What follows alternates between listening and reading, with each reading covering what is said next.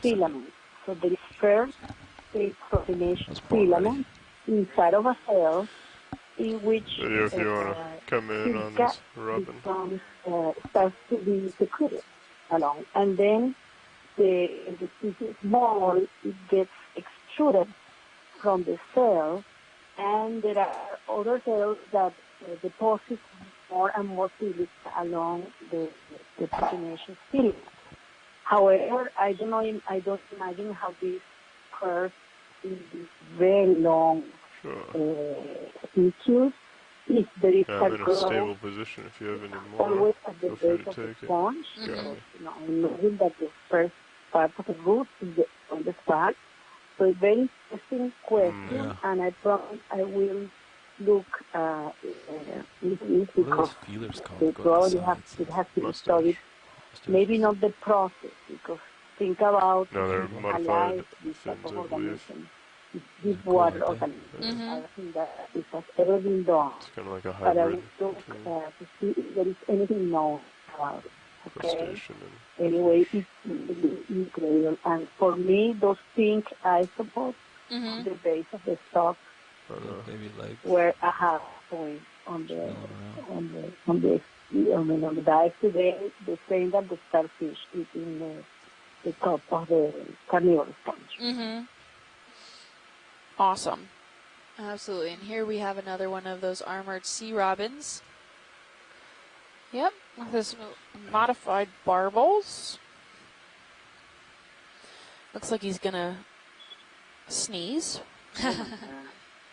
Wow. Yeah. Oh, wow. Yeah. He's so weird, isn't he? He's so weird. Look. Let's see what he does. Oh, that was lame. It was very anticlimactic. Maybe he was yawning. I don't know. Copy. Are you going to be around tomorrow, Chris? All right. Pilot's clear and video's Are you clear. busy? So we have a little more to the full wide, please. I'm probably. I gotta turn to the left. Maybe she ran out. You turned right. Okay. Yeah. I'll come back underneath you. I'm sorry, turn I'm here. left. Oh, okay. I will be with you guys tomorrow. Oh, okay, great. We should be. And Shirley's coming too? She will be more Tuesday with us. So. Okay. Yeah, we should be on hard bottom tomorrow, so we might, likely see more sponges. So well, this keep you handy. Excited and pretty happy, I would say. Yeah. Awesome. Thank you, lady. Thank you. And I really appreciate all of the input that you've given us towards all the different sponges and the different collection items. It's been invaluable, and this is one of the main reasons why this kind of work is so important and our telepresence is so important, because onshore scientists like you can chime in and really give us the information that we need that we might not have ourselves on hand here. So big thank you towards that. Well, it's my pleasure. Thank you. We love you, Chris. Looks like we have a blind lobster here. Oh, nice. And another carnivorous sponge. Wow, we are in abundance here. Right. Of course, 10 minutes before we get off the bottom. Typical. Come up, sneak up. So this, I do not think, is a blind lobster. This is a different species of lobster. He's pink, but he's not Acanthocaris. His front claws are way too big. Okay, settling down, coming up, sorry. No worries. So it's not Acanthocaris, but I do not know what it is. It may be an Alpheid, a type of snapping shrimp. I don't know how big he is. When we can I get lasers on him? Lasers are on. I don't know. I'll hold this for just a few seconds. Sure.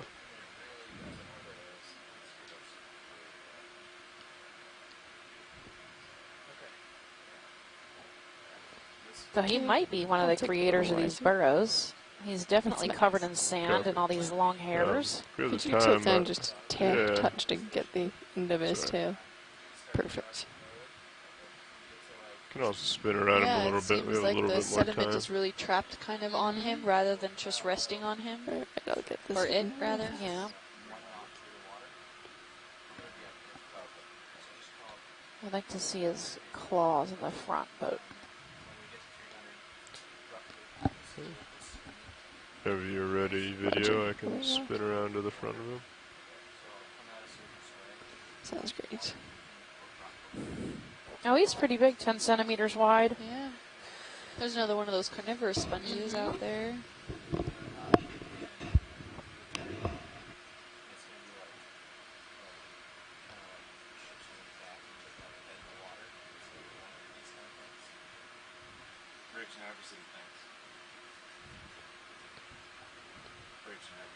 I'll get him on like a isometric view. Anyways, so we're going to come around and so we're going to do that and then work towards a half knot in the water. Once the vehicle's up with us, around 50 meters, we'll make sure we're set there. Okay, if you want to start coming in, Then the bridge will set control of that, and I'll come take down.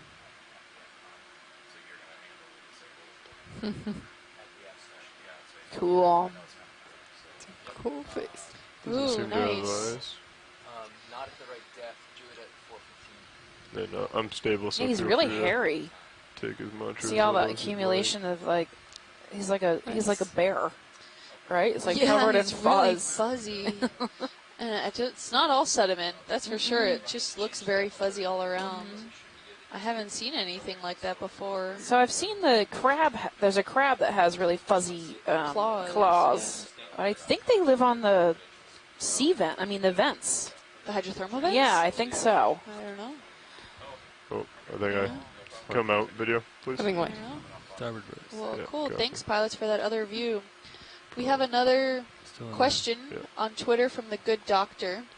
Is there any data about accumulation of human-made pollutants, heavy metals, or yeah, other we ready to toxins roll? within the organisms that have been collected? There we go. Is there any theory about how these chemicals may impact Alright, video, deep-sea we're going to have to inhabitants? leave that. So No I'm problem. not familiar with anything that's been done as far as the individual enough, good job. organisms that we've been collecting.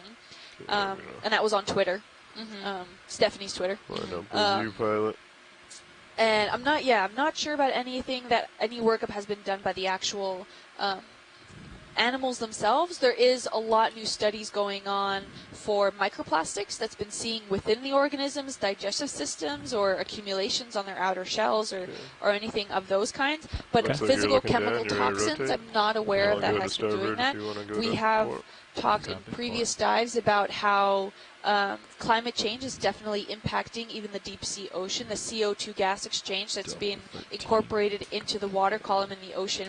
The current systems are driving a lot of that Lined up then with the CO2 rich Copy. And also the water current. down into the deeper ocean, and as ocean acidification occurs, there's actually different layers in the water column that are more saturated line it up with with ship, in terms of autoheader. calcium carbonate than others, and that with ocean Tells us 18 acidification, right now. that layer is Start actually pushing being out. driven shallower, so less and less of these carbonate precipitating organisms can live little bit to in your deeper port. parts of the Send that to ocean. me. And we're talking Otherwise, we're talking in the general thousands of meters range rather than in the hundreds where this area is here that we're diving at today.